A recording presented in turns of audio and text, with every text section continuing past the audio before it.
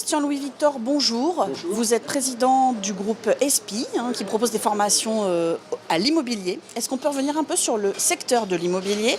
De quoi est-il composé? Alors le secteur de l'immobilier, globalement déjà, si vous voulez, il se porte plutôt bien aujourd'hui, puisqu'il y a un redécollage de l'économie. L'économie mondiale, 3,6%. La France, un peu en dessous, mais 1,8%. Donc, si vous voulez, une croissance qui est supérieure à ce qu'on a connu par le passé. Bon.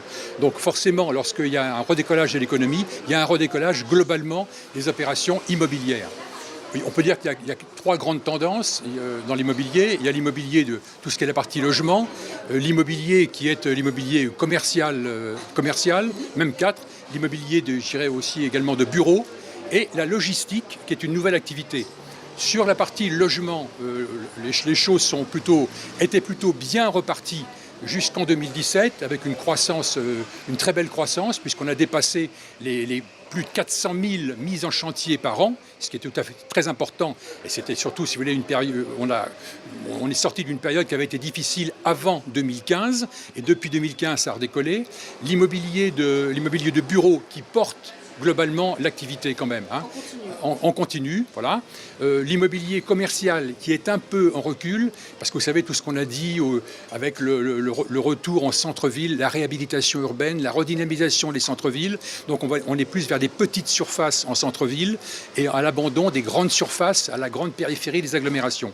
Et par contre, il y a une activité qui redécolle bien, qui est l'activité logistique, qui a représenté à peu près 4 milliards d'euros en 2017. Elle a eu une croissance, elle représente maintenant 16% de l'activité globale de l'immobilier globalement des différents secteurs, alors qu'elle ne représentait il y a 2 ans que 8%. Donc, c'est quoi la logistique? C'est quoi ce secteur? Qu'est-ce qu'on y trouve? Par la logistique, ce sont toutes les bases qui servent effectivement à centraliser des produits qui vont être à redistribuer par les voies routières, autoroutières, ferroviaires. L'immobilier est concerné par ça? Et l'immobilier est concerné par ça parce que c'est effectivement, si vous voulez, de la gestion d'espaces mobiliers. Donc il faut construire sur des terrains et on a donc besoin également maintenant de personnel, de jeunes formés à ces spécificités. Est-ce qu'on peut dire du coup, si on parle de débouchés purs, d'ici 3, 4, 5 ans, pour ceux qui envisagent des études d'immobilier, est-ce que c'est dans ce secteur spécifiquement que la majorité des emplois vont se trouver? La majorité des emplois, on assiste à une grande également diversification des métiers de l'immobilier.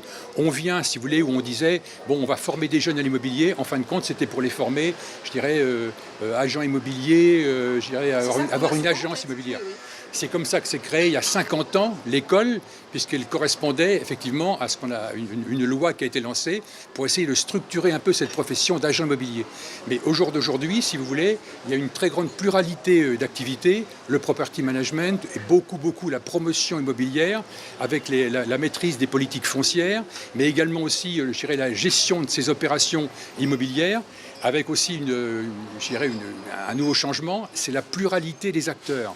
On peut très bien avoir un investisseur chinois avec un promoteur français, un constructeur, éventuellement une entreprise italienne, si vous voulez, et puis un administrateur de biens qui peut être français ou britannique. Donc une pluralité d'acteurs, ce qui fait aussi que la maîtrise de l'anglais, la maîtrise d'une langue étrangère, est maintenant, si vous voulez, je dirais, doit irriguer l'ensemble de ces professions immobilières. Merci pour ce panorama. Je vous en prie.